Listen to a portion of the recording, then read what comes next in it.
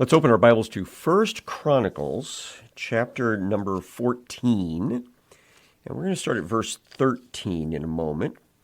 The parallel is from 2 Samuel chapter 5, and I think it's verse 22, something like that. The situation is this. David has been king over Judah for 7.5 years. So we're actually in his 8th year as king. That actually started probably in the fall of 1010 BC. Then, during that period of time, he became the king over United Israel as well. We're not exactly sure when in that period, because of the 2 years of civil war at the very beginning of it, and then some situations that were probably tough revolving around the assassinations of Abner and of Ishbaal. But eventually he does become king over United Israel, and he decides that what he really needs is a capital city that's never been associated with any of the tribes of Israel and which is more centrally located. And Jebus, the city that we know of as Jerusalem, fit the bill perfectly. It was right there at the border between Judah and Benjamin, and it had been under the control of Jebusites or Canaanites ever since the time of Israel's occupation of the land. So he takes it over.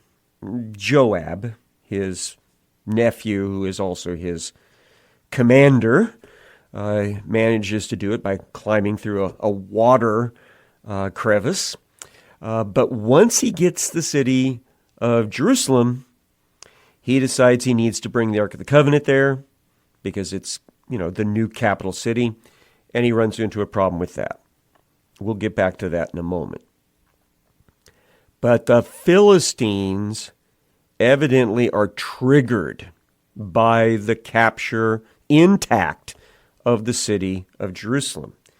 And so they come up and pitch their encampments in the Valley of Rephaim, the Valley of the Giants, which goes at an angle to the southwest out of the Jerusalem area. And so David goes and fights with them, beats them, sends them packing, captures their idols, burns their idols. And evidently during that whole episode, 3 of his guys went down to Bethlehem and fought against a detachment of Philistines that direction as well. So we've talked about all of those things. Now we read this, 1 Chronicles 14:13. And the Philistines yet again made a raid in the valley. So they basically regroup. It seems to be part of the whole same campaign of the Philistines in this general vicinity. So they regroup back to the Valley of the Giants, the Valley of Rephaim. Verse 14. When David again inquired of God, so he's been checking in with God through the high priest's use of the Urim and the Thummim. The indication seems to be that he's back at Jerusalem when the Philistines come back into the valley again. So he asked God, should I or shouldn't I take them on again? So God said to him, you shall not go up after them. So the answer, the first time that David asks is, don't take them on. Now what we find out, though, in further communication with God, David is instructed to do something different. It says, go around and come against them opposite the balsam trees. Now, this is This is a little bitty textual thing right here. The reason our English Standard Version is using the idea of balsam trees here is that the literal wording here is the weeping trees. And they are assuming that this is a reference to the balsam trees which weep the balm or the sap that becomes the balm that comes from a balsam tree. I don't think so. And some of the other versions have used mulberry trees here because the text does use a word that is sometimes connected with the mulberry tree, the white mulberry tree, I think. Josephus, who is our first century conservative Jewish author, his history, his Antiquities of the Jews at this point, which represents Jewish tradition, says that that what's being referenced here is simply a group of trees that's called the weeping trees. And so it's a location inside the Rephaim Valley. And so David is basically told, don't take them on from the front, coming out of Jerusalem and heading southwest and then taking them on. Go all the way around them covertly and wait in this specific little area called the weeping trees and wait for a signal from God. Verse 15, what's that signal? When you hear the sound of marching in the tops of these weeping trees, then go out to battle, for God has gone out before you to strike down the army of the Philistines. So he's supposed to go around and approach from the southwest behind the Philistines. And he will wait until he hears the sound, apparently, of the angelic army that's going to be going against the Philistines. And so he does. David did as God commanded him, and they ended up striking down the Philistine armies from Gibeon to Gezer. The 2 Samuel passage has from Geba to Gezer. The two words are very similar in the way that they look in the Hebrew, so there could be like a spelling problem between a couple of different manuscripts.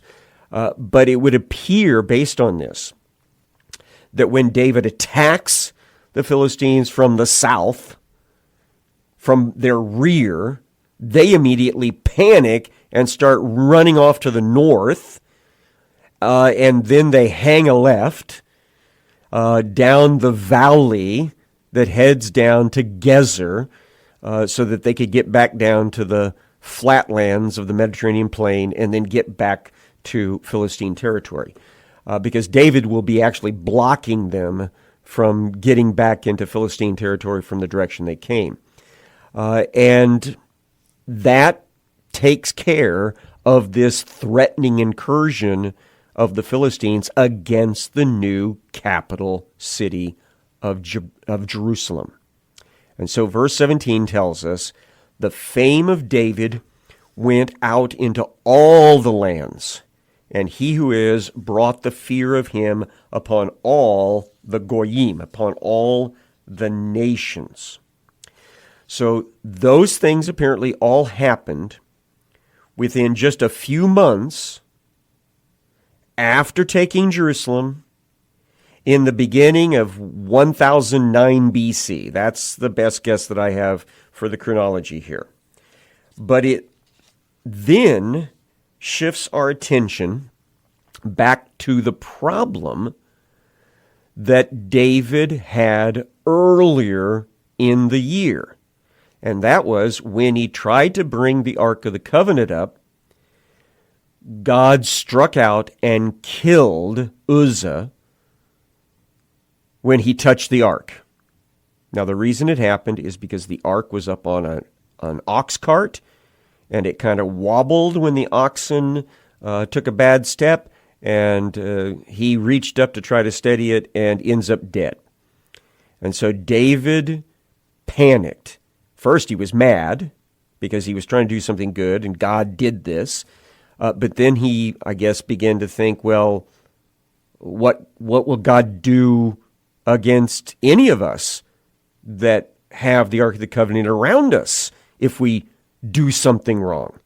So he had the Ark of the Covenant taken off to the side of where the incident happened, to the house of a man named Obed-Edom. Now, I want you to turn at this point to, it's going to be 1 Chronicles 15 in a moment, but I want to read to you from 2 Samuel 6:11. The ark of he who is remained in the house of Obed-Edom, the Gittite, for 3 months.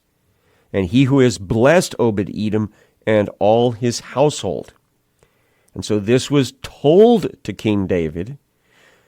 He who is has blessed the household of Obed-Edom and all that belongs to him because of the ark of God. So after about 3 months, David gets this news after he's taken care of the Philistine incursion. Things are going fine with Obed-Edom. In fact, things are going very well with Obed-Edom, where the ark of God is. He's having a very blessed time. And so David begins to think that maybe they can bring the Ark of the Covenant, God's throne, to the new capital city as long as they do it the right way. So we have a repentance, if you will. Remember, repentance is all about changing the way you think, bringing into alignment with God's way of thinking. And by that, you will then do things God's way. Let's go to 1 Chronicles 15. David built houses for himself in the city of David. Now, that's an overarching statement. Once he took over the city intact, he didn't destroy it at all. He takes it over intact, and he begins renovating it to be his capital city. And that includes remodeling or adding on to the main building in the north that becomes his palace. Remember, he was gifted a palace by King Hiram, once Hiram heard that he'd taken over the city of Jebus. So that work is probably going on right now. Those houses are probably being modified. But he's also going to do this. Verse 1 continues.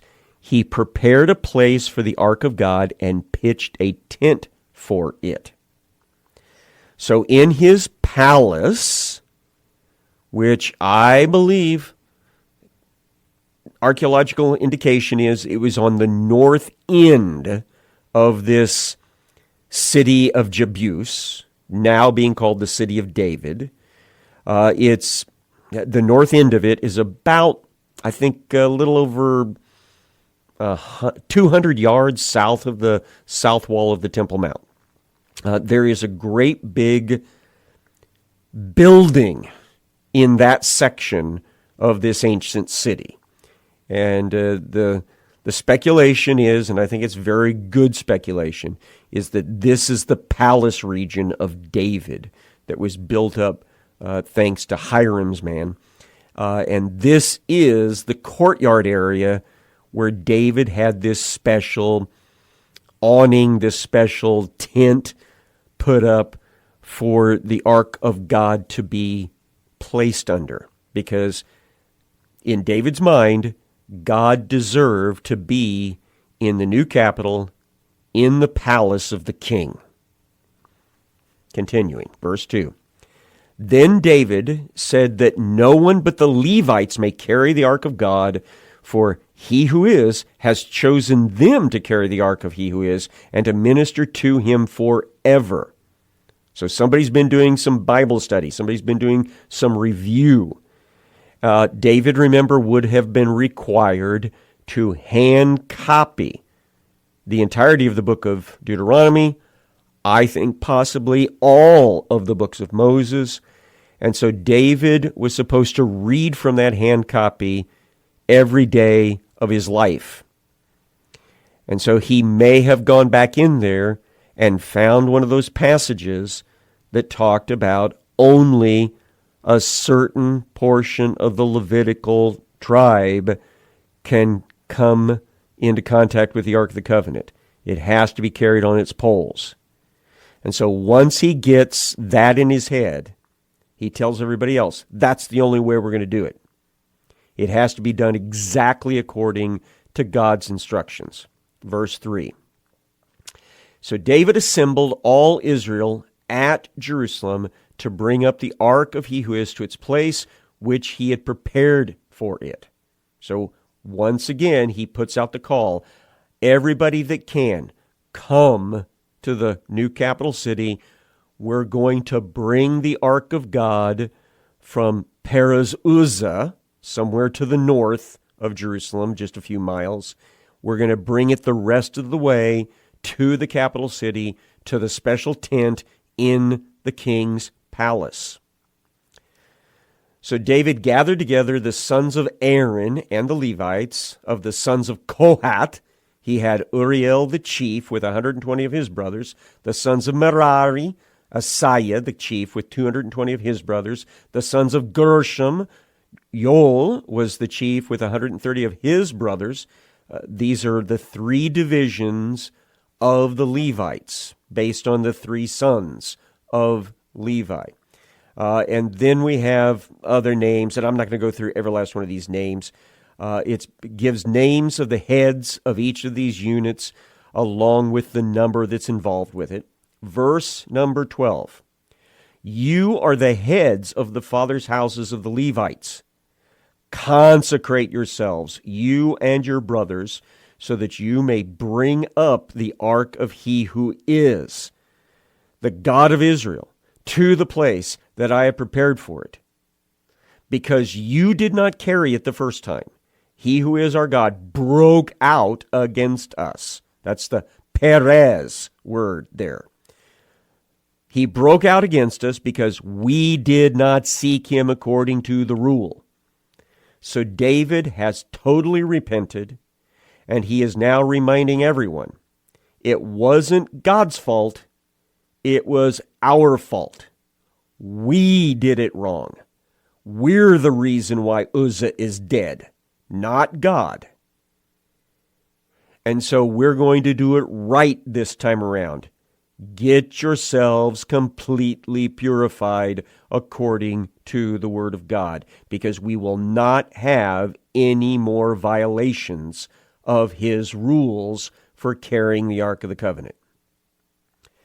Verse 14, so the priests and the Levites consecrated themselves to bring up the ark of he who is, the God of Israel, and the Levites carried the ark of God on their shoulders with the poles as Moses had commanded according to the word of he who is. And I want you to use your imagination to picture the ark of God again. Do not think about it as a decorated storage box. That's unfortunately the way it's presented in a lot of the portrayals we have in our books and our movies and things like that. I want you to think of the carrying poles going along the short sides, because the ark was actually a sedan chair. It was to represent God seated on a portable throne, moving from place to place. The two cherubim on each end of the mercy seat is like the seat of the throne. The cherubim are four-faced, four-winged angelic beings that are represented in gold here. And we know that two of their wings, so a pair of wings on each end, go up and over the top of the mercy seat, so that it forms a canopy over this throne. And so that's how you should picture it. And so they are picking this up and carrying it on their shoulders as if God were seated upon that throne and moving forward toward the palace in the new capital city. Now, another long section about some of the participants for this parade. David also commanded the chiefs of the Levites to appoint their brothers as the singers who should play loudly on musical instruments, on harps and lyres, on cymbals, to raise sounds of joy. So we want lots of happy music, David says, which makes sense. David is really into music. So the Levites appointed Heman, the son of Yoel, we already saw Yoel mentioned earlier, and his brothers, Asaph, the son of Berechiah, and the sons of Merari, their brothers, Ethan, the son of Cushia. And so these guys are kind of the leaders of this praise band.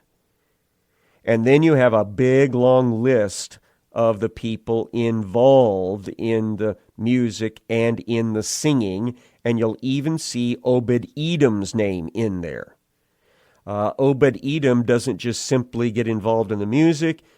Down in the end of verse 24, it says that Obed-Edom and Jehiah were to be gatekeepers for the ark. So once the Ark of the Covenant is in position, underneath that tent, in the palace of David, in the city of David, Obed-Edom, who has been blessed by having the ark at his house for the last 3 months, is going to be involved in access to this special worship site.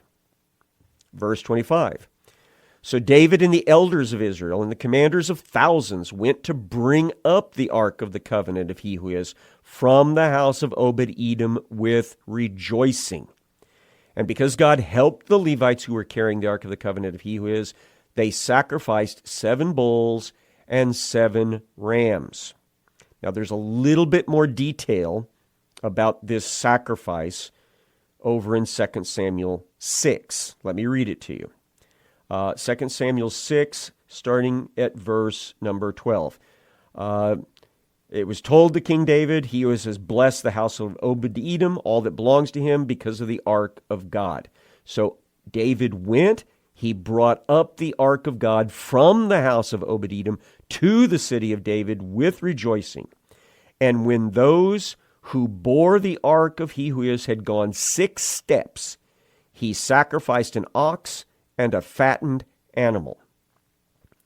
So when you put the two passages together, it would seem as if they did special sacrifices for the first few steps taken by the priests who were carrying the throne of God. And once they had atoned by that process for what they'd done the first time that was wrong, then the parade began in earnest.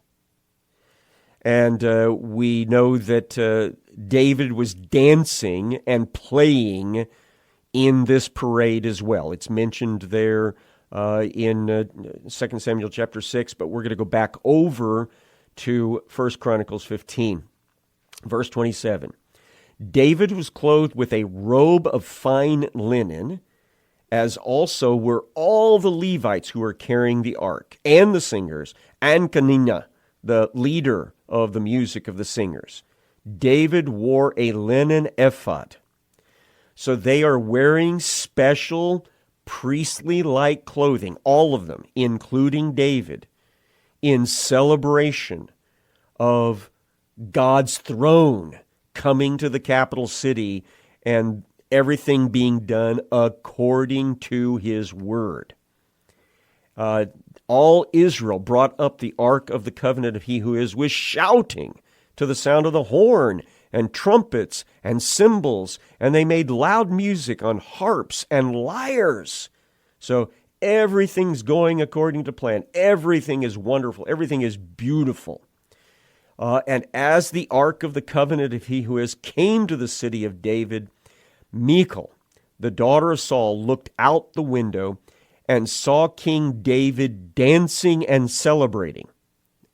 Remember, they're bringing the ark into the ancient city of Jebus through the front gate on the west side, the front gate that leads right straight to the plaza that the palace of King David is located off of, and where the tent is set up to receive the throne of God. And so the residence of David is right here. And so Michal, his first wife, is looking out the window as the parade arrives and passes into the city. And she sees David out there dancing like one of the celebrants of the parade. He's dressed up like all the other priests and Levites. He's not dressed like a king. He's not wearing his crown. And this leads to this reaction on her part. She despised him in her heart. Now, why does she now hate him? Because remember, they were in love when they were younger. When he first married her, she loved him very much, and he her. She saved him, helping him escape from her father in the middle of the night. And that's only been about 10 years ago that all happened. But there's been, as we say, a lot of water under the bridge since then. For reasons we don't fully understand, David never came and rescued her. She ends up being forcibly divorced by her dad from David and remarried to somebody else. David starts remarrying other women.